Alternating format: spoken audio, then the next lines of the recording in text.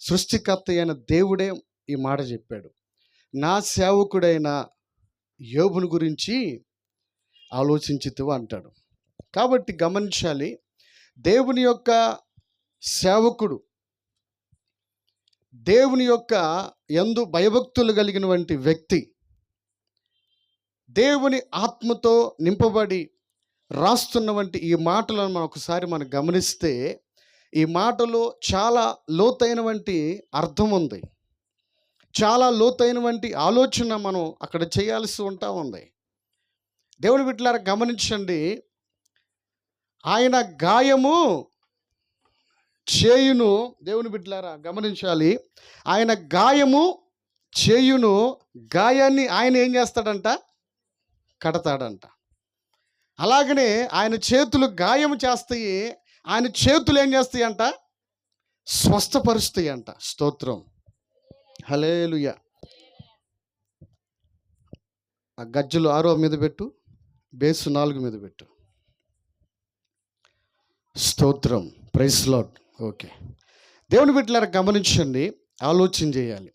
ఇక్కడ మనం ఆలోచన చేయాల్సింది ఏంటంటే, ఇప్పుడు మీరు అనుకోవచ్చు, ఇప్పుడు దేవుడే గాయం చేసి దేవుడే స్వస్థపరుస్తాడంట.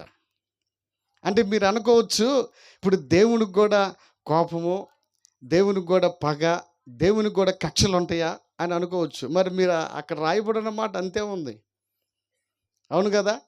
ఆయనే గాయం చేస్తాడంట, ఆయనే స్వస్థపరుస్తాడంట. ఏంది ఈ మాటకున్నవంటి అర్థం ఏంటి అసలు? ఆ మాటలో ఏముంది?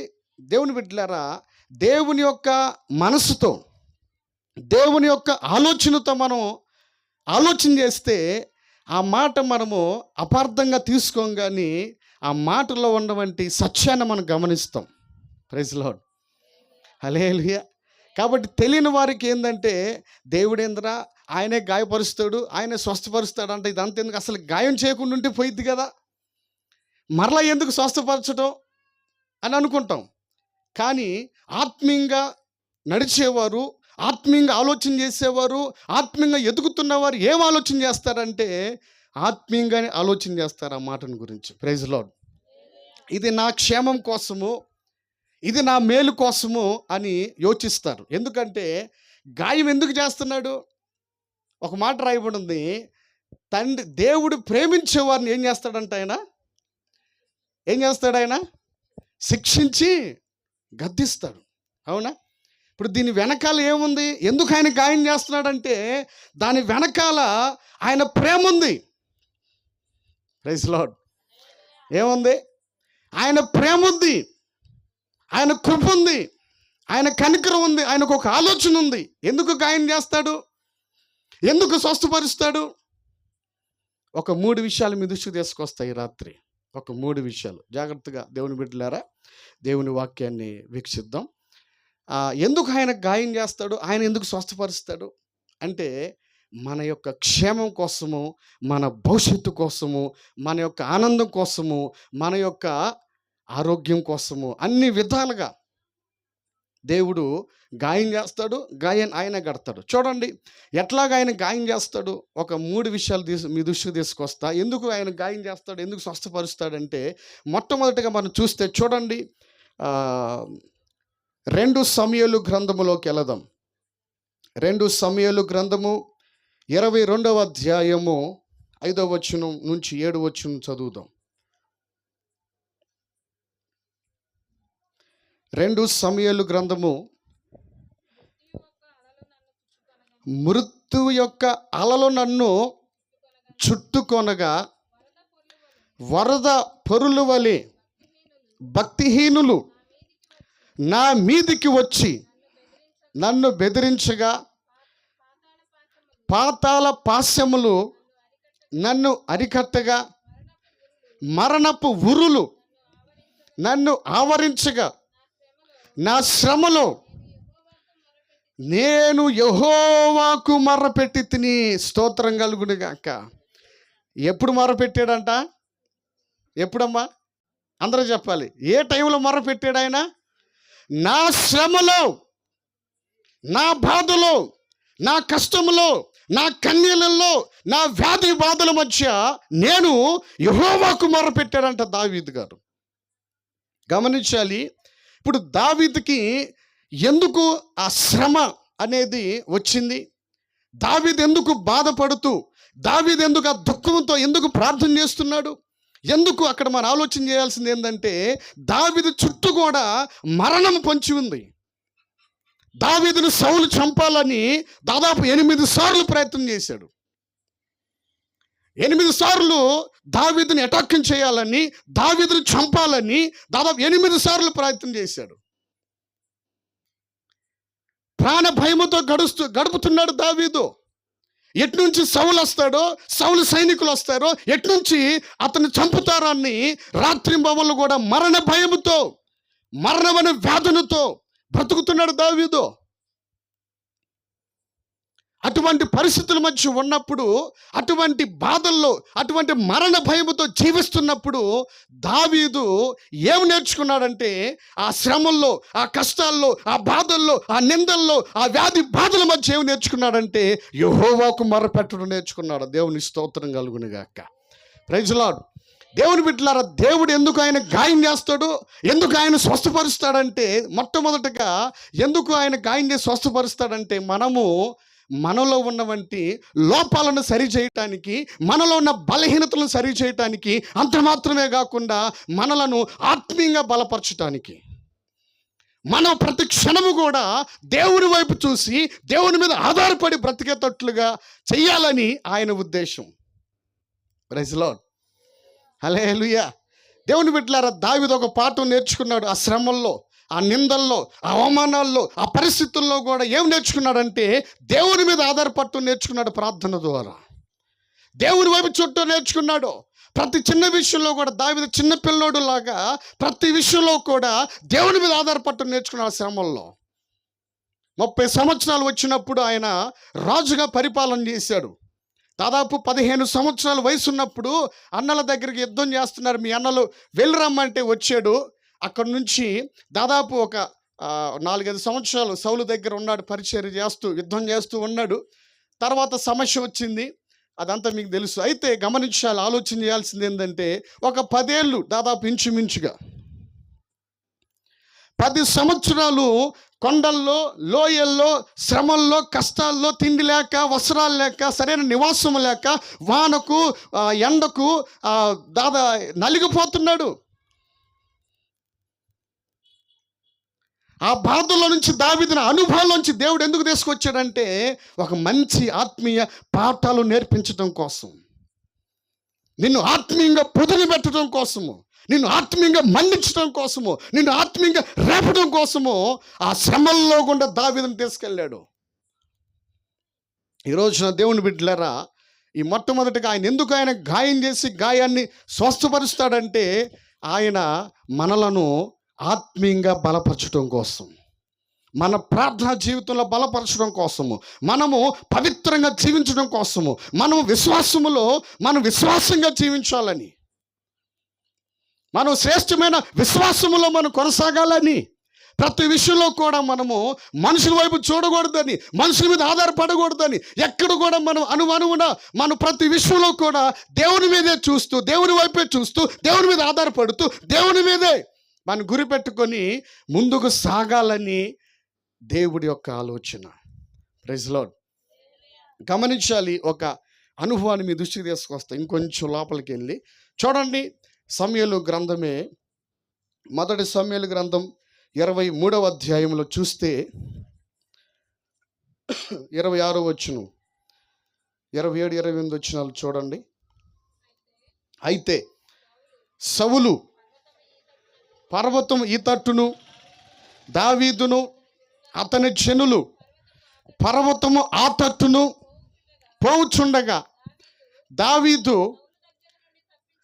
సౌలు దగ్గర నుండి తప్పించుకోవాలని త్వరపడుచున్నాడంట. అక్కడ సౌలును అతని జనులు దావీదును అతని జనులను పట్టుకొనవలనని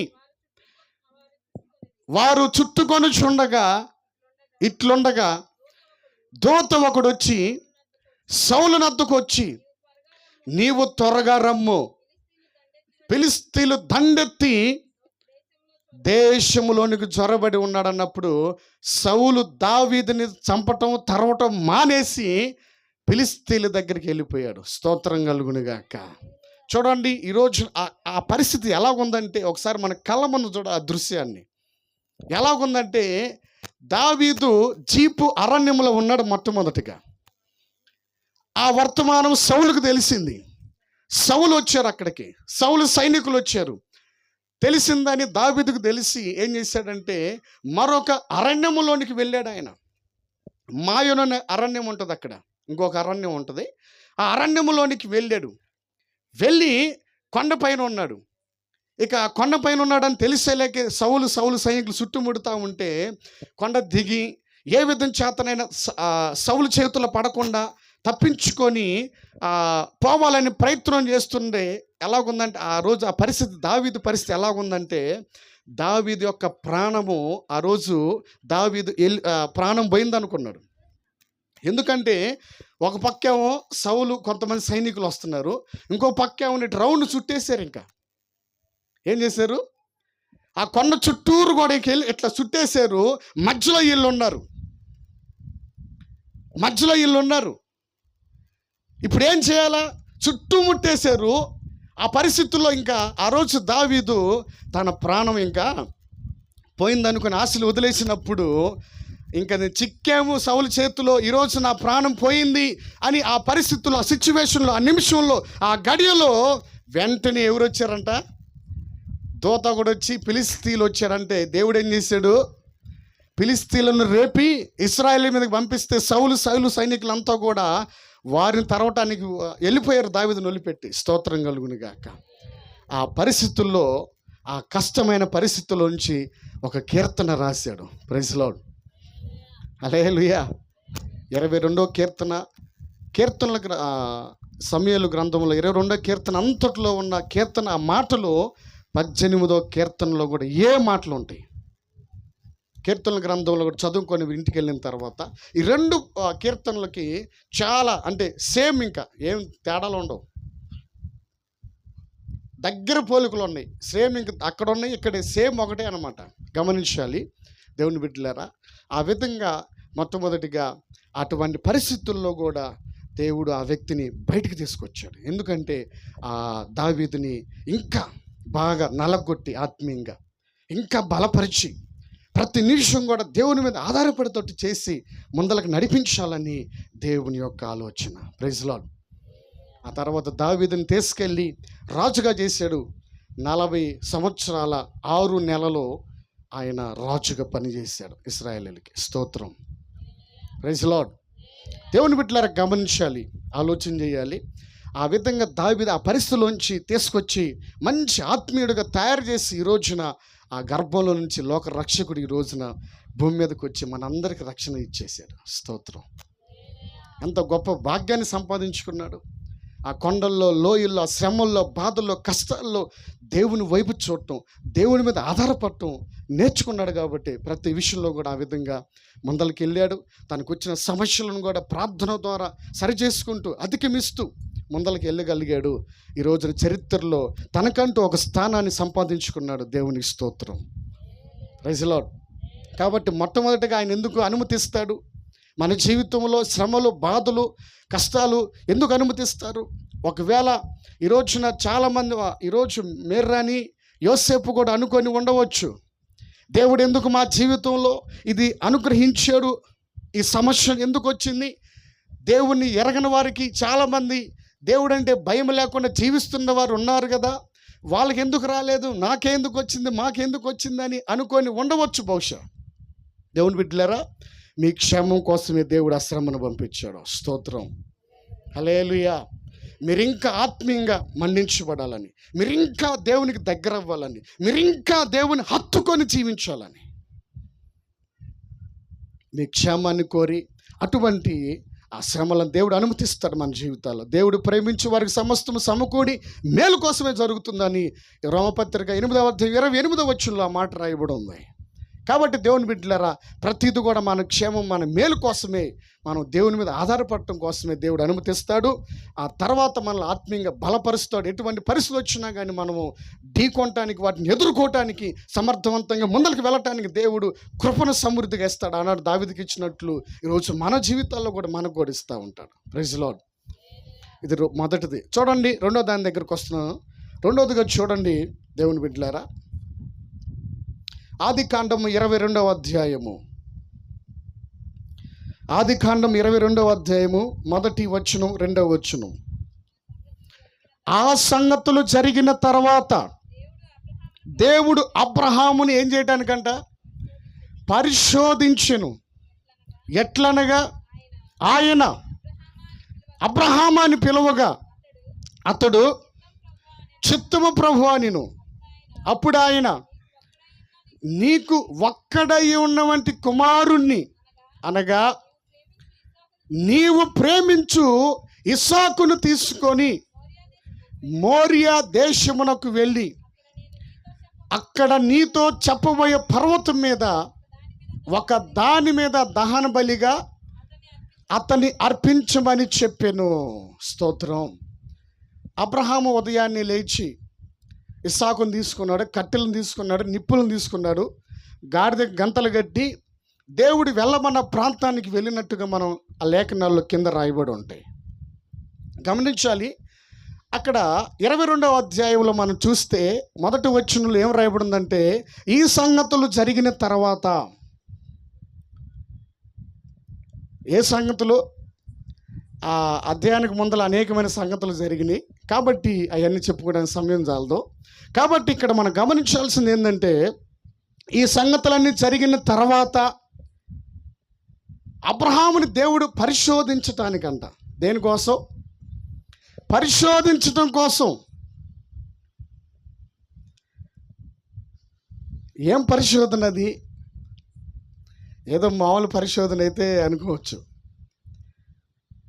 అసలుకే 80 సంవత్సరాల వయసులో వాగ్దానం చేశాడు కుమారుణ్ణి ఇస్తానని. 20 సంవత్సరాలు ఎదురు చూశాడు. అబ్రహాముకి 100 సంవత్సరాలు వచ్చినప్పుడు ఆ వృద్ధాప్యములో స్త్రీ ధర్మం ఉడికిపోయినా కానీ ఆయన వాగ్దానం చేశాడు, దాన్ని నెరవేర్చాడు. ఇక అంతే. Praise Lord. స్త్రీ ధర్మం ఉడికిపోయినా అటువంటి ప్రతికూలమైన పరిస్థితుల్లో కూడా దేవుడు అనుకూలతను కలగజేసి ఆ వృద్ధాప్యంలో ఒక ఇస్సాకునిచ్చాడు. 100 సంవత్సరాల వయసులో ఇస్సాకునిస్తే ఆ ఇస్సాకుని తీసుకెళ్ళి నేను చూపిస్తున్నటువంటి మోరియా పర్వతం మీద ఇస్సాకుని ఈ రోజున యెరూషలేములో ఉన్నటువంటి మందిరము ఎక్కడైతే కట్టబడిందో అదే ప్లేస్లో ఇస్సాకుని అక్కడ బలి ఇవ్వటానికి తీసుకెళ్ళినటువంటి ప్రదేశం అదే. అలాగనే దావీదు ఓర్నాను కళ్ళంలో కూడా బలర్పించాడు. ఒక పెద్ద దోత వచ్చేసి కట్టుకుంటూ అనేకులు చంపేస్తూ ఉంటే వెళ్ళి ఆ ఓర్నాను కళ్ళంలో ఆ పని చేస్తుండగా ఆ కళ్ళాన్ని డబ్బులు కొని అక్కడ బలర్పించాడు. ఆ ప్లేసు, యెరూషలేములో ఉన్న మందిరం ప్లేసు, ఇస్సాకుని తీసుకెళ్ళినటువంటి ప్లేసు, ఈ మూడు కూడా యెరూషలేములో ఉన్న దేవుని మందిరం కట్టబడింది కదా, ఆ ప్లేసు. గమనించాలి దేవుని బిడ్డలారా. ఇక్కడ ఆలోచన చేయాల్సింది ఏంటంటే, ఇప్పుడు లేకలాగా కుమారుని ఇచ్చాడు కదా, ఈ కుమారుని తీసుకెళ్ళి నేను చూపించే ప్రాంతానికి వెళ్ళి బలిగా అర్పించన్నాడు. ఇప్పుడు మనమైతే ఏం చేస్తాం? దేవుడు కాదు మాట్లాడింది, ఎవరు మాట్లాడింది అనుకుంటాం మనమైతే. ఎవరు ఉంటాడుగా, మనం పిలవకుండానే వచ్చేవాడు ఉంటాడుగా మనకొకడు. అవునా? ఉంటాడుగా,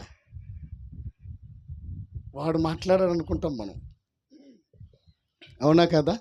దేవుని బిడ్డలారా గమనించండి. అబ్రహాము తాను చేయమన్న దేవుడు తనతో చెప్పిన పని చాలా కష్టమైన పని. అవునా? లేక కుమారుని ఇచ్చాడు, తీసుకెళ్ళి మళ్ళీ బలర్పించమంటున్నాడు. ఇది ఒక శోధన, ఇది ఒక శ్రమ. అవునా కదా? ఇది ఒక బాధ, ఇది ఒక దుఃఖము. ఎందుకని ఇటువంటి ఈ శ్రమను అబ్రహాము జీవితంలో దేవుడు ఎందుకు ఈ పని చేయమన్నాడు అంటే, దేవుడు నరబలి కోరుకునేవాడా? కానే కాదు. మనం ఆరాధిస్తున్న దేవుడు నరబలిని కోరుకునేవాడు కాదు. ఆయన ప్రైజ్ లార్డ్. ఆ దినాల్లో అనేకమంది వంటి పిల్లలను నరబలిగా అర్పించేవాళ్ళు. కాబట్టి గమనించాలి, ఇక్కడ అబ్రహాముని కేవలము పరిశోధించటానికి కోసమే. ఎందుకు ఆ పరిశోధన? 10వ అధ్యాయం చదవండి, 10వ వచనం. అప్పుడు అబ్రహాముని తన కుమారుణ్ణి వధించుటకు తన చేయి చాపి కత్తి పట్టుకొనగా యెహోవా దూత పరలోకముల నుంచి అబ్రహామా అబ్రహామా అని అతనిని పిలువగా, అందుకతడు చిత్తము ప్రభువా అనెను. అప్పుడు ఆయన, ఆ చిన్నవాని మీద చేయి వేయకుము, అతన్ని ఏమీ చేయగాకు, నీకు ఒక్కడై ఉన్నవంటి నీ కుమారుణ్ణి నాకు వెనుక తీరలేదు గనక నీవు దేవునికి భయపడువాడు అని ఇందువలన నాకు కనబడుచున్నది. దేవునికి స్తోత్రం కలుగునుగాక. హల్లెలూయా. దేవుని బిడ్డలారా గమనించాలి, ఆలోచన చేయాలి. చిన్నపిల్లలందరూ ముందరకు పంపించండమ్మా.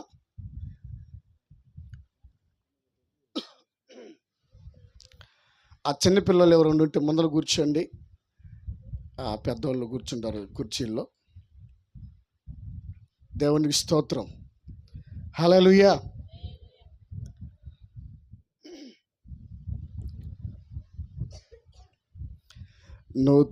నూతనమైనది నీ జీవ మార్గము, విశాల మార్గము కంటే ఎంతో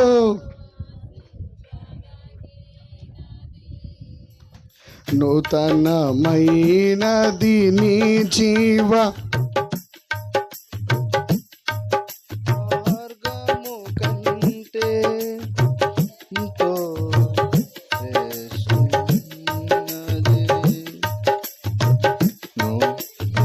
నూతనము నా హృదయమై నాతో నీవుంటివే, నా గురి నీవైతివే.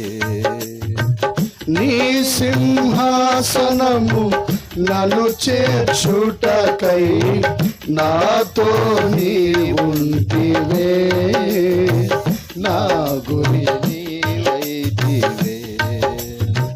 స్తుతి గానమే పాడనా, జయ గీతమే పాడనా, నాధారమయ్యున్న యేసయ్యా నీకు కృతజ్ఞుడనై జీవితమంతయు సాక్షిమయ్యుందును. నాధారమయ్యున్న యేసయ్యా నీకు కృతజ్ఞుడనై జీవితమంతయు సాక్షినయ్యుందును. స్తుతి గానమే పాడనా. హల్లెలూయా. దేవుని బిడ్డలారా గమనించండి, అందువలన నీవు నాకు భయపడుచున్నావని కనబడుచున్నదని దేవుడైన యెహోవా అబ్రహాముతో మాట్లాడాడు. అక్కడ దేవుని బిడ్డలారా, అబ్రహాము జీవితంలో ఎందుకు ఆ శ్రమను అనుమతించాడు అంటే, ఆ యొక్క పరిస్థితిని ఎందుకు తన కుమారుడిని తీసుకెళ్ళి బలి ఇవ్వమన్నాడు? ఎందుకంటే దేవునికి నువ్వు భయపడుతున్నావో లేదో అని దేవుడు తెలుసుకోవటానికి కోసం. Praise Lord. నీవు దేవుని కంటే నీ కుమారుణ్ణి ప్రేమిస్తున్నావేమోనని అబ్రహాముని పరిశోధించటం కోసము, దేవుడు అబ్రహాముని పరీక్షించడం కోసము దేవుడు చిన్న పరీక్ష పెట్టాడు. అవునా? Praise Lord. మనోళ్ళు కూడా మరి 10th క్లాస్ వాళ్ళకి, అన్ని క్లాసుల వాళ్ళకి పరీక్షలు ఉంటాయి కదా. ఎందుకంటే వాళ్ళ టాలెంట్ ఏందో తెలుసుకోవాలి కదా. అవునా? మరి భూమి మీదే పరీక్షలు ఉంటే దేవుడు కూడా పరీక్ష పెట్టడం మన ఆత్మీయ జీవితానికి ఖచ్చితంగా పరీక్ష పెడతాడు. ఎందుకు ఈ పరీక్ష అంటే, నీవు దేవుణ్ణి ప్రేమిస్తున్నావా లేదా అని తెలుసుకోవడం కోసము, ఆయనంటే భయం ఉందా లేదని తెలుసుకోవడం కోసం, ఆయనంటే భక్తి ఉందా లేదని తెలుసుకోవడం కోసము, ఆయనకు కాక నువ్వు దేనికి ప్రాముఖ్యతనిస్తున్నావో, ఈ లోక సంబంధమైనటువంటి వస్తువులకు కావచ్చు, ఈ లోక సంబంధమైనటువంటి దేనికైనా కావచ్చు, డబ్బులక, పనిక, ఆస్తి పాస్తులక, పేర్ల కోసమా, ప్రఖ్యాతుల కోసమా, దేనికి ప్రాముఖ్యతనిస్తున్నావో తెలుసుకోవటం కోసము. కూర్చో, అటు తిరగ్గా కూర్చో. మంచులు ఎవరండి వెనకాల తీసుకొచ్చి అక్కడ పెట్టు, అక్కడ వెనకాల ఇవ్వండి. దేవుని బిడ్డలారా గమనించండి, ఆలోచన చేయాలి. ఎందుకు ఆయన పరిశీలన చేస్తున్నాడంటే, నువ్వు ఆయన కంటే దేన్ని ఎక్కువగా ప్రేమిస్తే నువ్వు నష్టపోతావు. అర్థమవుతుందా? నువ్వు యాకోబు ఏం చేశాడు? నాకు రాహేల్ కావాలన్నాడు. మార్గం మధ్యలో షిక్ అంది. దేవుని బిడ్డలారా గమనించాలి, నువ్వు దేవుని కంటే ఎక్కువగా దేన్నైతే ప్రేమిస్తావో దాన్ని దేవుడు తీసేస్తాడు. ఇక అంతే. ఎందుకు ఆయన్నే ప్రేమించాలి, ఎందుకు ఆయనకే ప్రాముఖ్యతనివ్వాలి మన జీవితాలంటే, నీ కోసము, నీకు నాకు ఈ జీవితాన్ని ఇచ్చింది ఆయనే. నీ కోసం, నా కోసమే మనం కనబడుతున్న ఆకాశాన్ని, మనం కూర్చొని ఉన్నటువంటి ఈ భూమిని, ఈ భూమిలో ఉన్న సమస్తాన్ని ఇచ్చింది నీ కోసం, నా కోసమే. చివరికి తన కుమారుడైన యేసుక్రీస్తు వారిని ఈ భూలోకానికి పంపించింది దేనికోసమో? నీ నా రక్షణ కోసము, నీ నా క్షేమం కోసం, నీ నా ఆనందం కోసం, నీ నా భవిష్యత్తు కోసం. ఆఖరి రక్తపట్టు వరకు కూడా. అంటే ఎందుకు చిందించాడంటే, ఆయన పరిపూర్ణమైన ప్రేమను ఎందుకు చూపించాడంటే, నీవు నేను ఆయనను ప్రేమించాలని, ఆయనంటే భయం కలిగి, భక్తి కలిగి మనం ఉండాలని, ఆయన అడుగు జాడల్లో మనం నడవాలని అంతగా ప్రేమించాడు ఆయన. ఎంతగా ప్రేమించాడంటే, ఆయన ఆఖరి రక్తపట్టు వరకు కూడా చిందించాడు. ఇకంతే. అంతగా ప్రేమించిన వాడిని, అంతగా మన క్షేమాన్ని, మన భవిష్యత్తుని అణువున ఎవరు కూడా మన గురించి ఆలోచన చేయరు. ఆయన అన్ని విధాలుగా మన గురించి ఆలోచన చేసి, ఆ దేవుణ్ణి ప్రేమించకపోతే, ఆ దేవుడు అంటే భయం లేకపోతే, ఆ దేవుడు అంటే భక్తి లేకపోతే, ఆ దేవుడు అంటే గౌరవం లేకపోతే, ఆ దేవుడు అంటే విలువ లేకపోతే మనం వర్ధిల్లలేము. అందుకోసము దేవుడు అబ్రహాముని ఎందుకు పరిశోధించాడంటే, నన్ను ప్రేమిస్తున్నాడా లేదా, నాకంటే కుమారుని ఎక్కువ ప్రేమిస్తున్నాడా, నాకంటే భార్యను ఎక్కువగా ప్రేమిస్తున్నాడా, నాకంటే దేన్ని ఎక్కువగా ప్రేమిస్తున్నాడని తెలుసుకోవటం కోసము పరీక్ష పెడతాడు. ఆ పరీక్షలో అబ్రహాము పాస్ అయ్యాడు, ఫెయిల్ కాల. స్తోత్రం, ప్రైజ్ లార్డ్. దేవుని బిడ్డలారా గమనించాలి. ఆ కింద వచనాలు అంటాడు చూడండి, ఆ మాట 16-17 వచనాలు. నీవు చూడండి, ఈ సంగతి ఇది అయిపోయిన తర్వాత, నీకు ఒక్కడై ఉన్నవంటి కుమారుణ్ణి వెనుక తీయలేదు కాబట్టి, ఈ కార్యము చేసినందున నేను నిన్ను ఆశీర్వదించి, చూడండి, ఆకాశ నక్షత్రముల వలె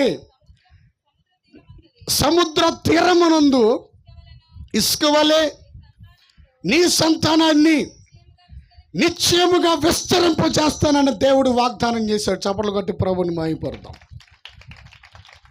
చూడండి, ఈ పరీక్ష ముగించిన తర్వాత అబ్రహాము యొక్క పరిస్థితి, లైఫ్ స్టైల్ ఎలా మారిపోయిందంటే, ఆ ఒక్క వ్యక్తిలో నుంచి ఎవరిని తీసుకొచ్చాడు?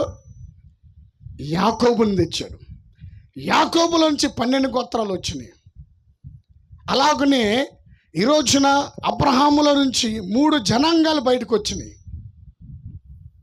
ఇశ్రాయేలీలు, తర్వాత ఇస్మాయేలీలు, తర్వాత ఆత్మీయంగా మనందరం కూడా విశ్వాసముతో రక్షించబడిన ప్రతి వ్యక్తి అబ్రహాము కుమారుడే. Praise lord. జక్కిత ఏమన్నాడు? ఇతడు అబ్రహాము కుమారుడే, నేడు ఇంటికి వచ్చింది, రక్షణ వచ్చింది అన్నాడు. స్తోత్రం. విశ్వసించిన ప్రతి వ్యక్తి కూడా ఎవరు పిల్లలు అంటే అబ్రహాం పిల్లలు మనం. చూడండి, ఎంత ఆశీర్వాదాన్ని, ఎంత ఆధిక్యతను, ఎంత గౌరవాన్ని సంపాదించుకున్నాడు అబ్రహాము. ఎందుకని? దేవుడు పెట్టినటువంటి ఆ పరీక్షలో నిలబడ్డాడు. నిలబడి దేవుడు చెప్పింది చేశాడు కాబట్టి ఒక శ్రేష్టమైనటువంటి ఆశీర్వాదాన్ని సంపాదించుకున్నాడు. ఈ రోజున ఇశ్రాయేలీలకు కావచ్చు, ఇస్మాయేలీలకు కావచ్చు, మనందరికి కూడా పితరుడు ఎవరంటే అబ్రహామే. 12 అధ్యాయంలో అబ్రహాముతో వాగ్దానం చేశాడు. ఏమని? నిన్ను బట్టి భూమి మీద ఉన్న సమస్త వంశములన్నిటిని నేను ఆశీర్వదిస్తాను అన్నాడు. స్తోత్రం. ఖచ్చితంగా వాగ్దానం నెరవేర్చాడు మన ద్వారా. మనందరూ రక్షించబడటం ద్వారా ఆ వాగ్దానం నెరవేర్చబడుతుంది యేసుక్రీస్తు వారి లోకం రావటం ద్వారా. గమనించాలి, ఆలోచన చేయాలి. ఆ పరీక్ష అయిపోయిన తర్వాత అబ్రహాముని ఏ విధంగా దీవించాడంటే అనేకమైన వ్యక్తులకి తండ్రిగా, శారాని అనేకమైన వ్యక్తికి తల్లిగా దేవుడు నియమించాడు. ప్రైజ్ లార్డ్, హల్లెలూయా. కాబట్టి రెండవ గదిగా ఆయన ఎందుకు గాయం చేస్తాడు, గాయాన్ని ముడతాడంటే రెండవదిగా నిన్ను పరిశీలించటం కోసం. ఈ శ్రమలో, ఈ కష్టంలో నా కోసం నిలబడతాడా లేకపోతే పారిపోతాడా? అర్థమవుతుందా? నా కోసం, నా పక్షం నిలబడతాడా? విశ్వాసములో, భక్తిలో, పరిశుద్ధతలో అన్ని విషయాల్లో నిలబడతాడా, పడిపోతాడని పరీక్ష చేశాడు. అబ్రహాము కూడా పరీక్ష చేశాడు, నిలబడ్డాడు, దాన్ని జయించాడు, దేవుని కృపను పొందుకున్నాడు. Praise Lord. కాబట్టి యోసేపు కూడా, మేర్రాను కూడా ఈ శ్రమలో నిలబడ్డారు, తట్టుకున్నారు. దేవుడు ఖచ్చితంగా మిమ్మల్ని కూడా ఇంకా ఆశీర్వదించును గాక. మీ జీవితాల్లో నూతనమైన కార్యాలు ప్రభు జరిగించును గాక. ప్రైజ్ లార్డ్, హల్లెలూయా. మూడోదిగా ముచ్చటగా చెప్పి మనం ముగింపుకు తీసుకొద్దాం. హల్లెలూయా. మూడోది లేకపోతే బాగుండదు, అంతేగా? అవునా కాదా? మూడోది లేకపోతే బాగుండదు. ఉప్పు అందంట, అన్నేసుడు నన్నేసుడు అందంట. ఏముంది? ఉప్పు అంటుందంట, ఆ తెరమూత గింజలు వేసుకో, కరేపాకు వేసుకో, కారం వేసుకో, పసుపు వేసుకో, మసాలా వేసుకో, ఏం వేసుకో, అయినా కానీ నేను లేకపోతే మొత్తం జీరో. అవునా కదా? మరి అట్లాగనే చివరి కూడా మూడోది కూడా ముచ్చటంగా మనం ముగించుకుంటే సింపుల్గా ఉంటుందిగా. హల్లెలూయా. ఆయన ఎందుకు గాయం చేశాడు? గాయం స్వస్థపరుస్తాడంటే మొట్టమొదటిగా మనలను ఆత్మీయంగా మండించడం కోసం, మనల్ని సరిచేసి ఇంకా దేవుని మీద ఆధారపడి బ్రతికేటట్టు చేయాలని. రెండవదిగా ఆయన మనల్ని పరిశీలన చేయటం కోసం, నన్ను ప్రేమిస్తున్నాడా, ప్రేమించట్లేదా అని తెలుసుకోవడం కోసం ఈ శ్రమలను అనుమతిస్తూ ఉంటాడు. వాటిలో నిలబడ్డాడు అబ్రహాము, దేవుని ఆశీర్వాదం సంపాదించుకున్నాడు. మూడవదిగా చెప్పి నేను ముగింపుకు తీసుకొస్తాను. చూడండి, మూడవదిగా యోబు గ్రంథమే చూద్దాం. 1వ అధ్యాయము 6 వచనం నుంచి 10 వచనం చదువుదాం. త్వరగా చదవాలి. దేవదూతలు యెహోవా సన్నిధి నిల్చుటకై వచ్చిన దినం ఒకటి తటస్థించును. ఆ దినమున అపవాది యగువాడు వారితో కలిసి వచ్చాడు. యెహోవా నీవు ఎక్కడి నుండి వచ్చితివని అడుగగా అపవాది భూమి మీద ఇటు అటు తిరుగుతున్నాను, అందులో సంచరించుచున్నానని చెప్పగా అందుకు యెహోవా నీవు నా సేవకుడైన యోబుని గురించి ఆలోచించితివా? అతడు యథార్థవంతుడు, న్యాయవంతుడు, దేవుని యందు భయభక్తులు కలిగిన వాడు, చెడుతనాన్ని విసర్జించినవాడు, భూమి మీద అతని వంటి వారు ఎవరు లేరని అడుగగా అపవాది యోబు ఓరకనని యందు నీవు అతనికిని, అతని ఇంటి వారికిని, అతని కలిగిన సమస్తము చుట్టూ కంచె వేసితివి కదా, నీవు అతని చేతి పనిని దీవించుచు ఉండుట చేత అతని ఆస్తి దేశములో బహుగా విస్తరించి ఉన్నదే. అయినను నీవిప్పుడు నీ చేయి చాపి అతనికి కలిగిన సమస్తాన్ని మొత్తిన ఎడల అతడు నీ ముఖము ఎదుటనే నిన్ను దూషిస్తాడని అపవాది దేవునితో మాట్లాడాడు. చూడండి, పరలోకములో దేవదూతలు దేవుని దగ్గర నిలబడే దినం ఒకటి సభ జరుగుతుంటుంది. పైన ఉన్న దేవదూతలు ఉన్నారు కదా, మానవ సృష్టి లేనప్పుడు దేవదూతలు ఉన్నారు. గుర్తుపెట్టుకోవాలి, మానవ సృష్టికి ముందర దేవదూతల సృష్టి ఉంది. దేవుడు వారికి కొన్ని వరాలు ఇచ్చేవాడు. దేవదూతలు దేవుని ఆరాధిస్తే ఒక దేవదూత 2 చోట్ల కనబడటం, లేకపోతే ఒక 10 మందితో ఒకేసారి మాట్లాడటం, అటువంటి వరాలు ఇచ్చేవాడు ఆ దినాల్లో మానవ సృష్టి లేనప్పుడు. ఈ సాతాను దేవుని మీద తిరుగుబాటు చేసి పరలోకం నుంచి ఆకాశ మండలంకి తోయబడ్డారు. ఆ తర్వాత దేవుడికి ఒక ఆలోచన వచ్చింది, నా స్వరూపం చొప్పున మానవుని చేసుకోవాలని. దేవుడు ఒక ఆలోచన వచ్చి మానవుడు చేసుకోవడం జరిగింది. కాబట్టి అదంతా వేరే విషయం, మనం వింటున్న సమయం చాలదులే.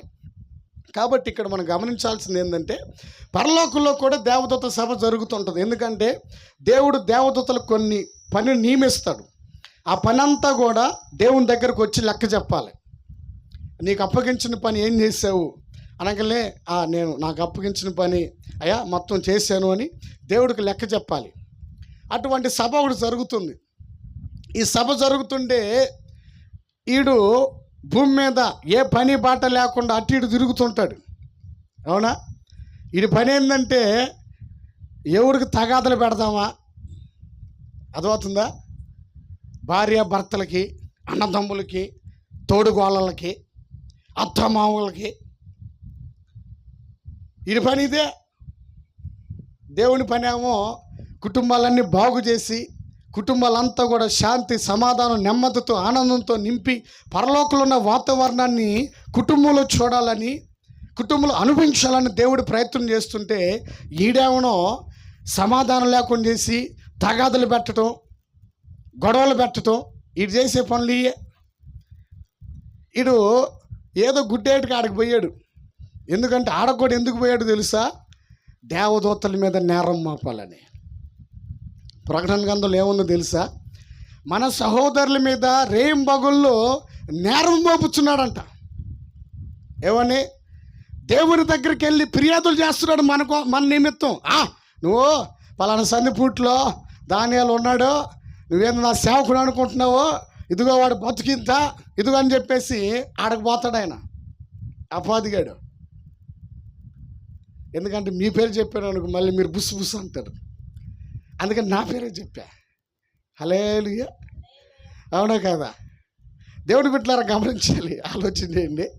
నువ్వేమో నా సేవకుడు అంటున్నావు, ఇది చూడు మీ సేవకుడు అంటున్నావు, ఇది చూడు ఏం చేస్తున్నాడు అని ఒక మూట తీసుకొని వెళ్తాడు ఆడికి. నా మీద ఫిర్యాదులు చేయటానికి, కంప్లీట్ చేయటానికి స్టేషన్కి వెళ్ళినట్టు. అవునా?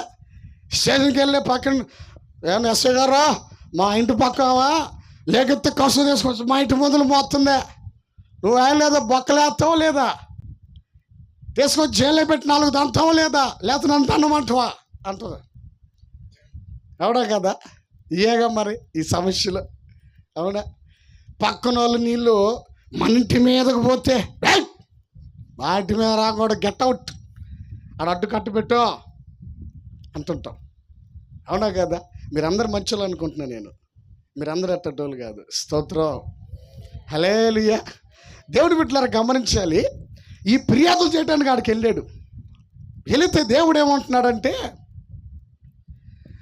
ఏంద్రా వచ్చావు అన్నాడు. ఏముందిలే సార్ వరకు వచ్చేలా అన్నాడు. ఏం సంగతి చెప్పు అన్నాడు. ఏం లేదంటే దేవుడు అన్నాడు, సరే కానీ ఊజు దేశం అందు, అంటే ఈరోజు పిలువబడుతున్న నైజీరియా దేశం ఉంది. ఈ నైజీరియా దేశంలో యోబున్నాడు,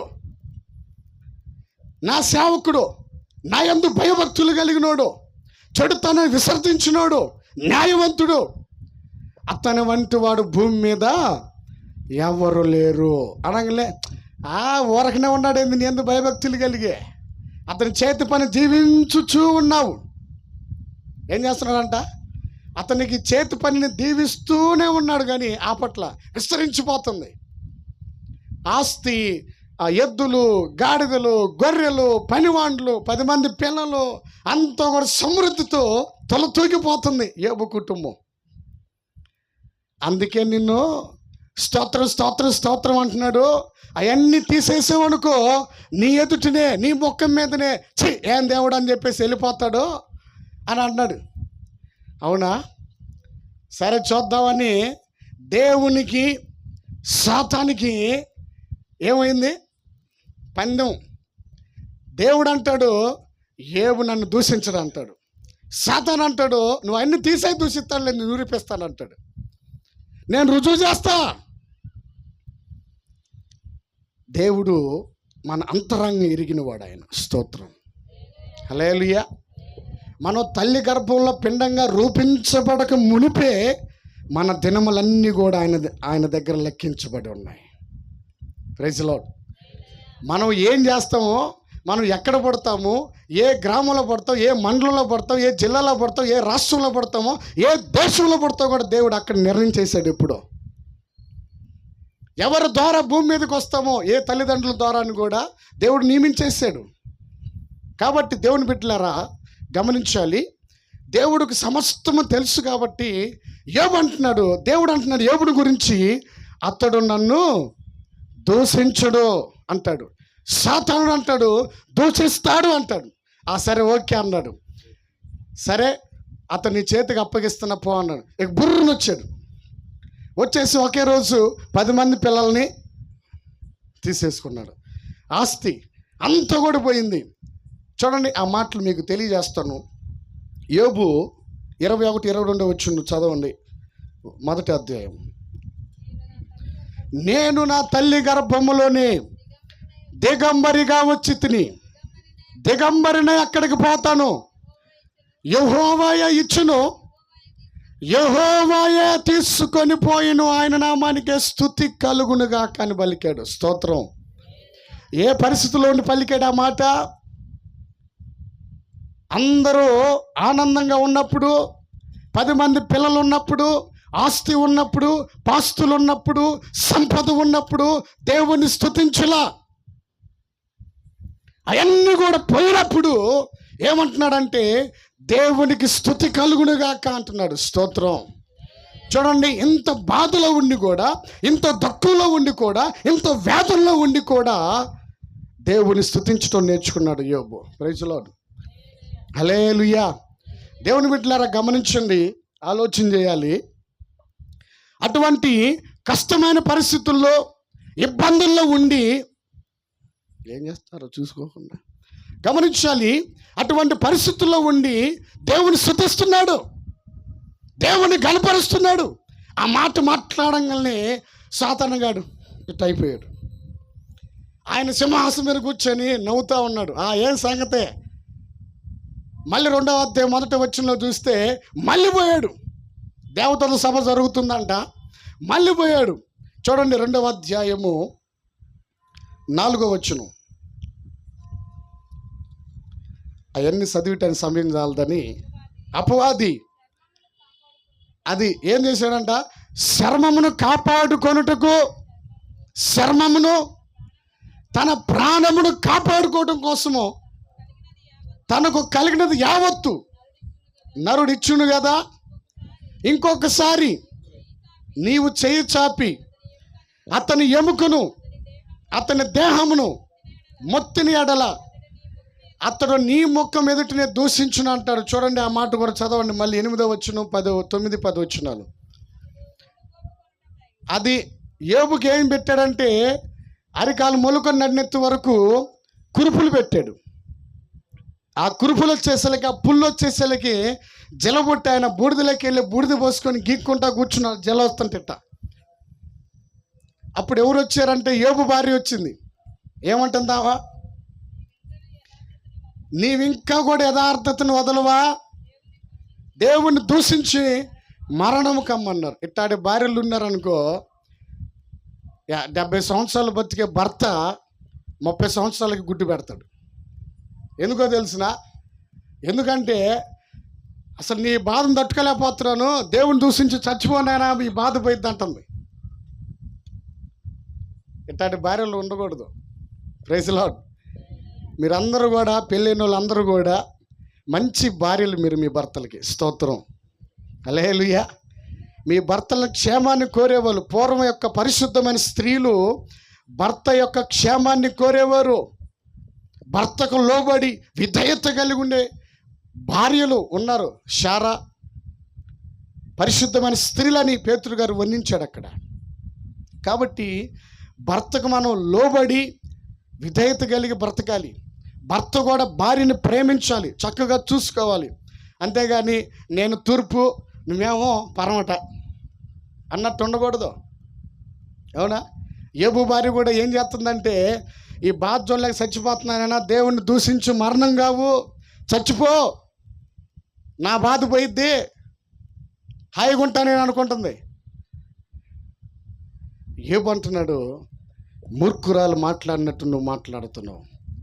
దేవుని వల్ల మేలు పొందిన మనము కీడు వస్తే అనుభవించదగమా? మనం కీడు కూడా అనిపిద్దాం అని ఏ మాటలోనైనా పాపము చేయలేదంట యోబు. నోటి మాటలో కూడా దేవుడు నాకు అన్యాయం చేశాడు, దేవుడు నాకు ఎందుకు ఈ సమస్యను పెట్టాడు అని ఎక్కడ కూడా దేవుని దూషించినట్లు కానీ, దేవుని మీద వ్యతిరేకంగా మాట్లాడినట్టు కానీ, దేవుని గురించి వ్యతిరేకంగా ఆలోచన చేసినట్టు కానీ ఎక్కడ కనపడదు.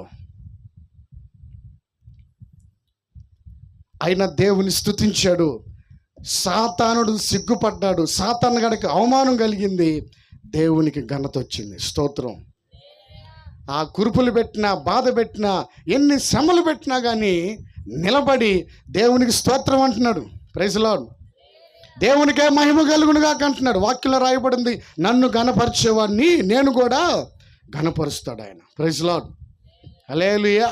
ఆ తర్వాత ఎన్ని మీకు తెలుసు, రెండంతల ఆశీర్వాదాన్ని పొందాడు. అవునా? యోబు 10 మంది పిల్లలు పరలోకంలో ఉన్నారు, మళ్ళీ 10 మంది పిల్లలు భూమి మీద ఇచ్చాడు. 500 జతలు ఎద్దులు పోతే మళ్ళీ 1000 జతలు ఎద్దులను ఇచ్చాడు. 3000 ఒంటెలు పోతే 6000 ఒంటెలు ఇచ్చాడు. డబుల్కి డబుల్. Praise Lord. అనేకమైన సంవత్సరాలు ఇంకా బతికి అనేకమైన తరాలు చూశాడంట. పిల్లలను చూసి ఆయుష్ని, మరల సంపదను, సమస్తాన్ని ఇచ్చాడు దేవుడు. స్తోత్రం. హల్లెలూయా.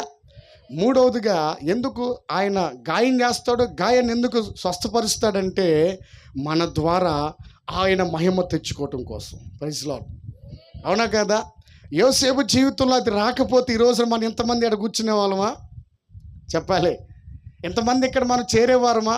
పచ్చు నుంచి వచ్చారు, కొప్పర్తి నుంచి వచ్చారు, ఇంకా ఉన్నవ నుంచి వచ్చారు, బిడ్డలందరూ కూడా చాలామంది వచ్చారు. ఈరోజు మనం ఇక్కడ నుంచి కూడా చాలామంది, మరి మనందరం ఈరోజు ఈ విధంగా కూడి ఆయన నామములో చేరి ఇంతమందిని దేవుడిని మహిమపరుచున్నామంటే అది దేవుడి యొక్క కృప కాదు. అది ఆయన మహిమ తెచ్చుకోవడం కోసము, ఆయన నామాన్ని ఘనపరచడం కోసము దేవుడు మన జీవితాల్లో కొన్ని అనుమతిస్తాడు. వాటిలో మనము దేవుణ్ణి మనం నిలబడి ఆ పరిస్థితులను యథార్థంగా దేవుని ఆరాధిస్తూ, దేవుని వెంబడిస్తూ ముందరికి వెళుతూ ఉంటే దేవుడు రెండంతలుగా నీకు ఆశీర్వాదాన్ని ఇస్తాడు. రెండంతల దేవుడు నీకు ఇస్తాడు. Praise Lord. మంచి భవిష్యత్తుని ఇస్తాడు, మంచి మేలు చేస్తాడు ఇంకా నీ జీవితాల్లో. కాబట్టి దేవుని బిడ్డలారా, ఎందుకు ఆయన గాయం చేసి గాయం ముట్టుతాడంటే, మొట్టమొదటిగా మనల్ని సరిచేసి ఆత్మీయంగా బలపరచడం కోసం, ఆయన మీద ఆధారపడి బ్రతకటం కోసం. రెండవదిగా మనం ఆయన ప్రేమిస్తున్నామో లేదా అని తెలుసుకోవడం కోసం, పరీక్షించుకోవడం కోసము ఈ శ్రమలు అనుభవిస్తాడు, ఈ కొన్ని ఇబ్బందులను అనుమతిస్తాడు. మూడవదిగా ఆయన నామానికి మహిమ తెచ్చుకోవడం కోసము అనుమతిస్తాడు. మనం ఘనపరిస్తే మనం కూడా ఆయన ఘనపరిచి అన్ని విధాలుగా ఆదరించి ధైర్యపరుస్తాడు. కాబట్టి ఈ మాటలు నేను ముగిస్తున్నాను. అటువంటి కృప ఈరోజు ఈ సందేశంలో ఉన్న ఆశీర్వాదము, ఈ కూడికను ఏర్పాటు చేసుకున్న వంటి కుటుంబానికి చేరవచ్చిన మనందరికీ ప్రభు సమృద్ధిగా ఈ సందేశంలో ఉన్న ఆశీర్వాదాలు మన మీద కుమ్మరించునుగాక. చిన్న ప్రార్థన చేసుకుందాం. ప్రార్థన చేసుకొని మనం ఈ కూడికను ముగించుకుందాం.